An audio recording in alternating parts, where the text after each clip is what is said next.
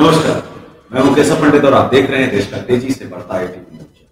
जी हाँ, लगातार अपमान तो हो ही रहा, लेकिन भाजपा सरकार से ऐसी कतई उम्मीद नहीं थी कि स्वतंत्रता संग्राम सेनानियों का अपमान उसकी सरकार में किया जाए। छत्तीसगढ़ से एक मामला आया है, महली भगत स्वतंत्रता संग्राम सेनानी, जिसे छत्तीसगढ़ की सरकार कह रही है कि ये छत्तीसगढ़ के स्वतंत्रता संग्राम सेनानी।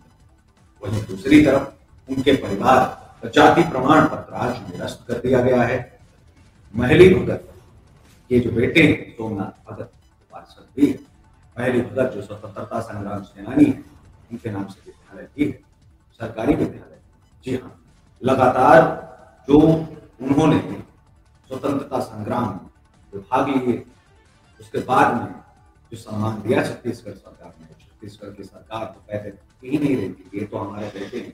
महली भगत छत्तीसगढ़ के बेटे, छत्तीसगढ़ के जो है स्वतंत्रता संग्राम सेनानी, उसी स्वतंत्रता संग्राम सेनानी का छत्तीसगढ़ की जो भाजपा सरकार है, उसके एक एसडीएम ने जाति प्रमाण पत्र कहकर के निरस्त कर दिया कि आप तो झारखंड के हैं, झारखंड जाइए।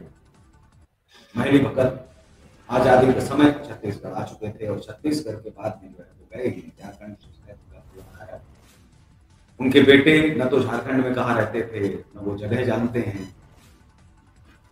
उनके बेटे का कोई भी दस्तावेज नहीं है झारखंड का। परिवार दर दर भटकने को मजबूर है। बस गलती इतनी थी कि एसडीएम के खिलाफ थोड़ी सी आवाज क्या उठाई इस क्रांतिकारी के बेटे ने कि उसको नेस्तनाबूद करने के लिए, उसके बच्चों की नौकरी खाने के लिए जाति प्रमाण पत्र निरस्त और कहा कि आप झारखंड जाइए। दर दर भटकने को मजबूर है। भाजपा सरकार में हुआ है, भाजपा सरकार पूरी की पूरी चुप है। एक एसडीएम ने सीधा सीधा स्वतंत्रता संग्राम सेनानी का ये कह करके अपमान कर दिया कि वो झारखंडी है।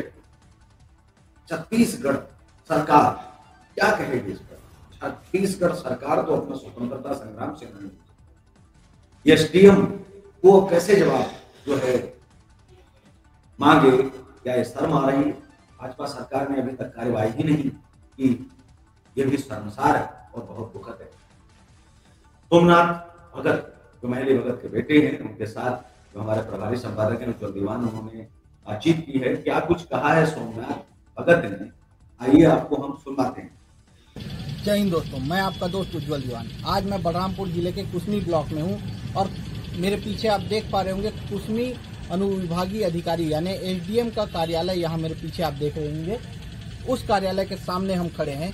मैं आपको बताना चाहूँगा, इस कुसमी ब्लॉक में स्वतंत्रता संग्राम सेनानी महली भगत जी, जो कि अपना पूरा जीवन भारत देश की आज़ादी के लिए लगा दिए, उनके परिवार को अब यहाँ पर प्रताड़ित किया जा रहा है। मेरे बगल में जो खड़े हैं ये उनके पुत्र हैं सोमनाथ भगत जी, ये जो कि आदिवासी समाज से बिलोंग करते हैं। इनका जाति प्रमाण पत्र यहाँ के एसडीएम ने निरस्त कर दिया है और इनको अब प्रताड़ित किया जा रहा है। इनके बच्चों का भी जाति प्रमाण पत्र निरस्त करने की तैयारी की जा रही है। शासन के बहुत से आदेश हैं, उसको नहीं माना जा रहा है। तो छत्तीसगढ़ राज्य में एक स्वतंत्रता संग्राम सेनानी के परिवार के साथ क्या हो रहा है, ये आप देखिए। आगे मैं फिर आपको बताऊंगा कि इस एसडीएम के और क्या क्या कारनामे रहे। पहले तो हम सोमनाथ भगत जी से जानना चाहेंगे उनकी पीड़ा क्या है। हमारी पीड़ा ये है कि मैंने अपना जाति प्रमाण पत्र 2008-9 में बनवाया था और मेरे बच्चों का भी उसी सन में लगभग बना था और उस जाति प्रमाण पत्र के आधार पर मेरे बच्चे आज नौकरी कर रहे हैं। उसकी नौकरी को समाप्त करने के लिए उन्होंने हमारे बच्चों का जाति प्रमाण पत्र निरस्त किया, हमारा जाति प्रमाण पत्र निरस्त किया। इससे मैं काफ़ी पीड़ित हूँ और मैं शासन को आवेदन प्रस्तुत किया। उसके साथ साथ उनका कहना है कि आपका यहाँ सेटलमेंट नहीं है, 1950 के पूर्व का भूमि नहीं है, इसलिए आपका जाति प्रमाण पत्र नहीं बनेगा, कहकर निरस्त कर दिया गया। आज छत्तीसगढ़ शासन ने कई गाइडलाइन जारी किए हैं, जिसके पास भूमि नहीं है उसका ग्राम पंचायत का प्रस्ताव, नगर पंचायत का प्रस्ताव के आधार पर जाति प्रमाण पत्र बनना है। मैं उस दस्तावेज को भी प्रस्तुत किया, लेकिन उन्होंने नहीं माना। मैं ये सब आदेश को नहीं मानता हूँ और उन्होंने मेरे विरुद्ध कार्रवाई किया। देखिए, एक एसडीएम ऐसा भी जो शासन के आदेश को नहीं मानता है और वो जो कि अपनी मनमर्जी करता है। इन एसडीएम के कारनामे मैं आपको बताना चाहूंगा। जब ये गरियाबंद में पदस्थ थे तो इनको एंटी करप्शन ब्यूरो यानी एसीबी ने रंगे हाथों पकड़ा था रिश्वत लेते हुए। रिश्वत लेने के मामले में इनको एसीबी ने रंगे हाथों पकड़ा था, जो कि ये उनके एफआईआर की कॉपी है, उनके खिलाफ एफआईआर हुआ है। अब मैं छत्तीसगढ़ शासन से और बलरामपुर कलेक्टर से ये जानना चाहूंगा कि छत्तीसगढ़ शासन और बलरामपुर के कलेक्टर मुझे ये बताएं कि एक रिश्वतखोर अधिकारी को आपने किस आधार पर यहाँ पर एसडीएम बनाकर रखा हुआ है, और क्या यहाँ पर भ्रष्टाचार ही करवाना चाहते हैं? क्या ये भगत जी से भी रिश्वत की मांग कर रहे थे या भगत जी ने पैसे नहीं दिए इसलिए? क्योंकि हमें जो जानकारी मिली है, भगत जी ने जो अपने क्षेत्र में हो रहे भ्रष्टाचार को उजागर किया, वहां पर सरकारी जमीन को बेचा जा रहा था अवैध तरीके से, उस मामले को उजागर किया। इसलिए इनका भ्रष्टाचार उजागर करने के नाम पर इनके जाति प्रमाण पत्र को निरस्त किया गया, इनके परिवार को प्रताड़ित किया जा रहा है। मैं आपको बताना चाहूंगा, छत्तीसगढ़ राज्य में जब एक स्वतंत्रता संग्राम सेनानी के परिवार के साथ ऐसा हो रहा है, भगत जी अभी भी यहाँ पर पार्षद भी हैं और एक समाज सेवक भी हैं, उनके साथ ऐसा हो रहा है, तो आप ये सोच के देखिए कि किस प्रकार से छत्तीसगढ़ राज्य में अधिकारियों की मनमर्जी चल रही है। एक भ्रष्टाचारी अधिकारी जो लाल रंग के नोटों के साथ रंगे हाथों पकड़ाया भ्रष्टाचार में, उसे यहाँ पर एसडीएम बनाकर बैठाया गया है। कोई अन्य विभाग का अधिकारी होता तो उसे अभी तक घर में बैठा दिया जाता या फिर उसे मुख्यालय में पोस्टिंग कर दी जाती, लेकिन यहाँ पर इन्हें इनाम पे इनाम दिया जा रहा है। अब क्या सरकार भ्रष्टाचार करवाना चाहती है या फिर सरकार ये चाहती है कि उनकी जो छवि है शायद सरकार की कि एक भ्रष्टाचार मुक्त राज्य बने? देखना यह है कि अब ये एसडीएम यहाँ पर कितने दिनों तक और बने रहेंगे, शासन प्रशासन के आदेशों का पालन करेंगे या नहीं करेंगे, क्योंकि इन्होंने तो भगत जी को स्पष्ट बोल दिया है कि हम उन आदेशों को नहीं मानते जो शासन की गाइडलाइन है। तो अब हमें ये देखना पड़ेगा कि छत्तीसगढ़ सरकार इसके खिलाफ क्या एक्शन लेती है, क्या कदम उठाती है। जय भारत, जय छत्तीसगढ़, जय जवान, जय किसान। मित्रों, चोर के चौकीदार बनने की तमाम कहानियां सुनी थी, किससे सुने थे, लेकिन चोर को ही चौकीदार बना दिया, जो भ्रष्टाचारी है उसी को एसडीएम बना दिया। ये सरकार पर सवाल है। ये सवाल उस एसीबी पर भी है और न्यायालय पर भी कि आज तक उनके खिलाफ कोई कार्यवाही क्यों नहीं हुई। जिस व्यक्ति को सजा मिलनी चाहिए थी, जो व्यक्ति सलाखों के पीछे पहुंचना चाहिए था, आखिर वो खुलेआम क्यों घूम रहा है? घूस लेने वाला व्यक्ति कभी सुधर सकता है क्या?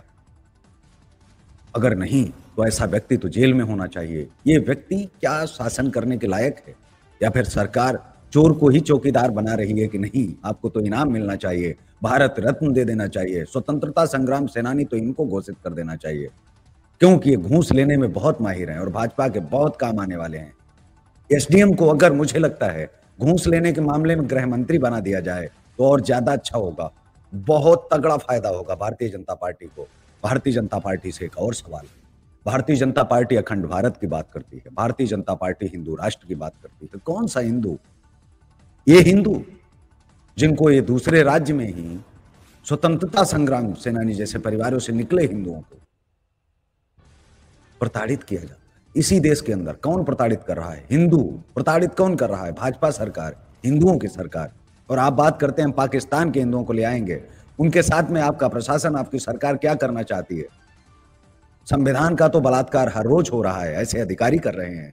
तो देखने वाली बात होगी कि आप पाकिस्तान के हिंदुओं को क्या बोलेंगे, अपने ही देश के नागरिकों को, जब आप बाहरी बोल रहे हैं।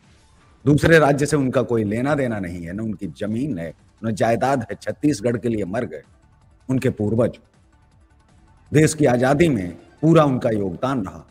तो भारतीय जनता पार्टी को कान पकड़ करके माफी मांगनी चाहिए, शायद सरकार को भी कान पकड़कर माफी मांगनी चाहिए, क्योंकि चोर को चौकीदार बना दिया है।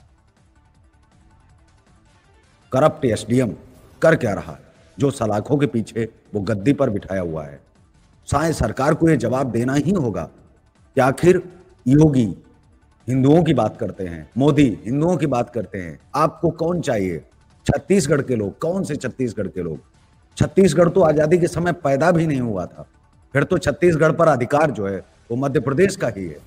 अगर ये देखा जाए, छत्तीसगढ़ बनाने की जरूरत क्यों पड़ी? और 1950 में क्या छत्तीसगढ़ बन गया था? और 10 साल पहले 1950 पहले वाले दस्तावेजों की जगह पर जब ये कहा गया कि एक मुखिया भी लिख करके अगर देगा तो जाति प्रमाण पत्र बन जाएगा, और वो स्वयं एक पार्षद हैं, इतना बड़ा अन्याय। जब उनका पहले से जाति प्रमाण पत्र बना था, वो भी किसी अधिकारी ने बनाया होगा, सरकार ने बनाया होगा। ये स्वतंत्रता संग्राम सेनानी का ही केवल अपमान नहीं है, भारत माता का, ये वंदे मातरम का अपमान है, ये तिरंगे का अपमान है, स्वतंत्रता संग्राम सेनानी के परिवार का अपमान, इस देश का अपमान है। भाजपा सरकार को माफी मांगने के साथ एसडीएम को सलाखों के पीछे डालना चाहिए और दूसरा एक केस और लगाना चाहिए कि शासन की बात न मानने के कारण इस व्यक्ति को और अंदर किया जाता है, क्योंकि घूस लेने वाला कभी सुधरेगा नहीं।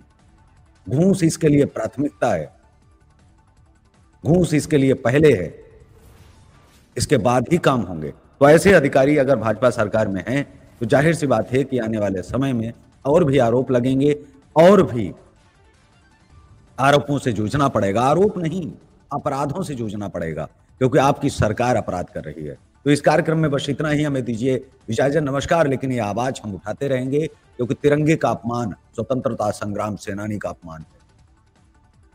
जो भाजपा की सरकार ने छत्तीसगढ़ में किया है वो अक्षम्य है, माफी मांगने के लायक तक नहीं है।